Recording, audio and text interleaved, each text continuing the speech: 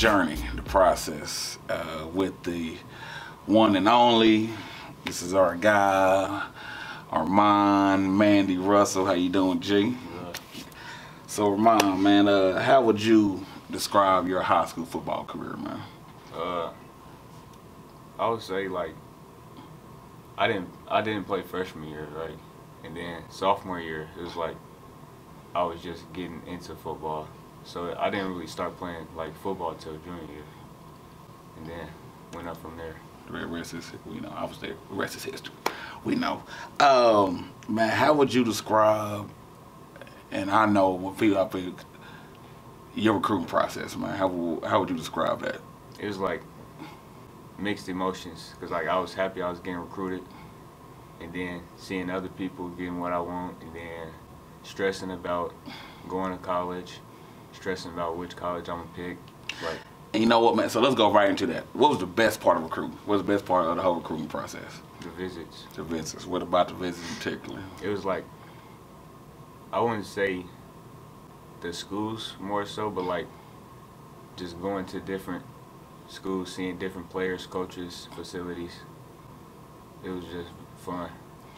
You kind of touched on it, but what was the worst part about the whole recruiting process?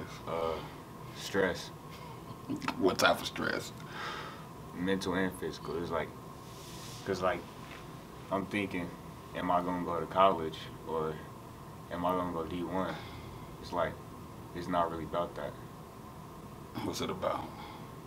Being able to play next level. So, next level, we come to the end of your journey. Where you be playing next year? I'll be playing at University of Central Missouri. The Mules. Man, what was it about? Because I know, man, you had lots of interest. What was it about UCM, man, that said that's home, that's me? Lambo. Coach Lambo. Like, all the other coaches I met, they knew me, but like, it didn't really feel like y'all. Like, Lambo is the closest to y'all that I felt in the 3 visits I went to.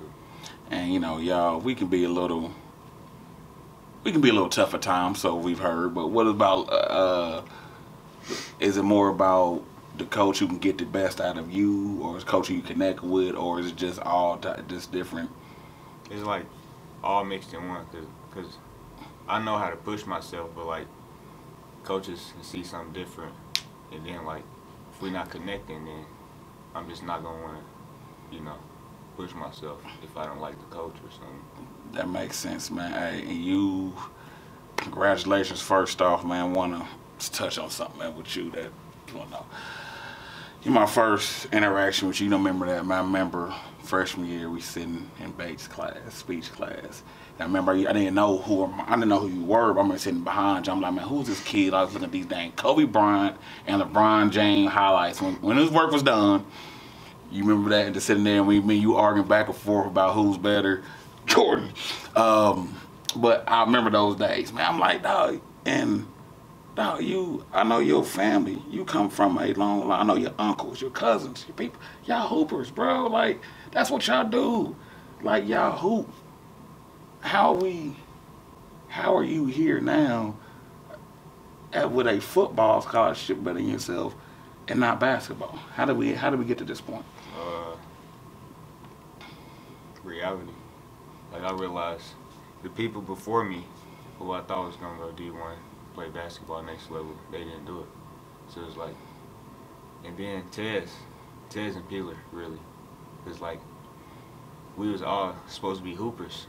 And then my junior, they senior year, they got offers. So I just felt like I could do the same thing. At what point did you realize that college football for you was actually a realistic option? I would say like middle of junior year. Because it was like the season was going good for me. And I started talking to college coaches coming up here talking to me, telling me they're interested. And I was like, I talked to a football coach before a basketball coach even looked at my Twitter, I think. So it's like, I had to realize that. And you played for a very successful, not just here, but a very successful summer team, basketball. And I remember they had that day conversation. You said you had to call up Coach Marcus, was a great guy, and say, "Hey man, I'm gonna focus on football." What was that like for you, man? Tough. It was like, I feel like he knew I was gonna do it before I knew, cause like I would always talk to him about football, talk to Coach D about football, and I feel like they could tell where my heart really was. That's what Coach D told me, follow my heart. So I just had to let Marty know. Well, I'm not one to judge. I kind of think you made the right decision. Yeah, I kind of think it worked out for you. So, man, you know, this is first off, congratulations, man. I think you made the right choice. Some other people want to give you some congratulations, a special message for you. So, Armand, Jamal Russell, aka Mandy, I just want to say how much I love you, how much I am so proud of you for what you've done and what's in store for what you have up front. And I mean, I know previously you thought that it would be basketball, but look what God decided to bless you with instead of it. And I am just elated of how I feel about you and what you've accomplished. Woo! And I can't wait to cheer for you as a mule. I mean, doing it these 3 years at center was amazing. But I know God got other things for you. And he's going to show us.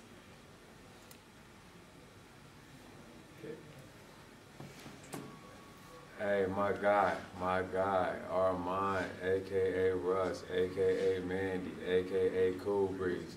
You know, you go by so many monikers because you so many characters. You know, you don't show a lot of people, you know, your inner character.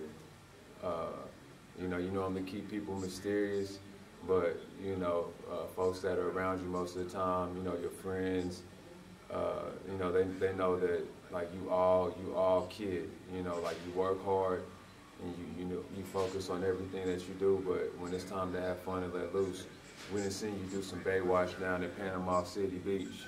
You know, Panama, like, you know, jumping in like you was a model, you know. And I've loved how you approach life, you know. Just from day one, as soon as you hit the scene April 12, 2005, I knew it was something different about you. I knew me and your mom created, you know, someone special, and I'm never surprised about the accomplishments that you have. Like I've never had any worry that you don't follow through with everything that you say you're gonna do, or things that you're not gonna say. You're saying that you're not saying that you're gonna do, and you're just about that action. You know, you're about that action, and it's a pleasure for me to be your father. And I'm not just doing the teaching, you also doing the teaching, because you're being an example of how to be the best version of oneself. So, hey, let the good times roll. Yellow Jacket Pride, I appreciate all that Center High School and the coaching staff has offered. You know, it's been a thrill. It's been Disney World. It's been Six Flags. It's been Sea World.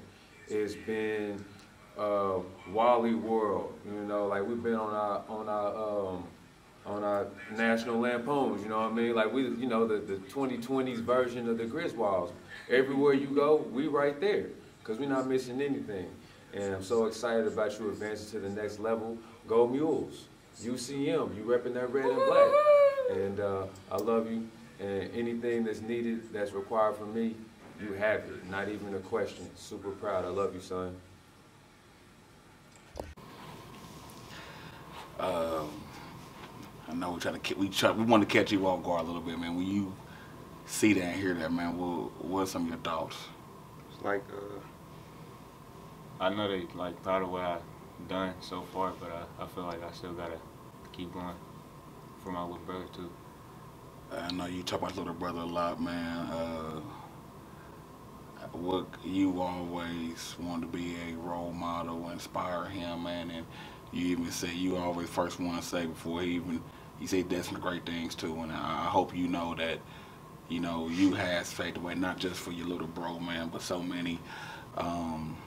It's my mom's right now sitting in probably class. She'll be doing some work, but looking at, you know, highlights of the stuff and got dreams. But man, I respect you, man, for being your own man. And you took, one thing I love about you, G, is you always bet on yourself.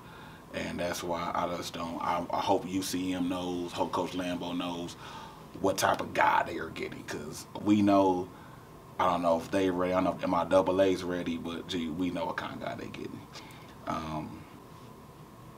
We got to finish up, man, with a very important question, man. How long you Joe been friends, man? Y'all been Joe friends for forever? Not forever, but for a long time, like, yeah. He was like one of my first guys in middle school when I came here, 7th grade. Just been getting closer ever since. Bro, can you line up Crossman and beat him? You trying to go out your bros now? Your team trying to beat him down. Like, are you gonna be okay with that? Yeah. You ain't gotta think about it twice. No, that On the means, field? yes, on the field. Hey, that means your guy, man. Like, you telling me you can try to dog Devin out? Well, my team, yeah. Team, Like, hey, that's I think that's the best part about this, man, is that we get to further and see y'all careers go further, man. I'm keeping all the receipts, so when these games come down the road, we gonna play this back. But you ridiculous. The mule's gonna take it. yeah, Always. both After. My man, hey, I speak this for, man, everybody here, man. We are just thank you, man. You have been you have made us better people, made me a better coach, man. And I just hope that your story moves, man, inspire people, man. I can't wait to see the next Armand Russell and then the next one after that. Thank you for laying that groundwork, man. We thank you for everything you've done for us. All right, brother, man. Hey, I love you. Love you too. All right, man. Mules up, everything else down, I guess.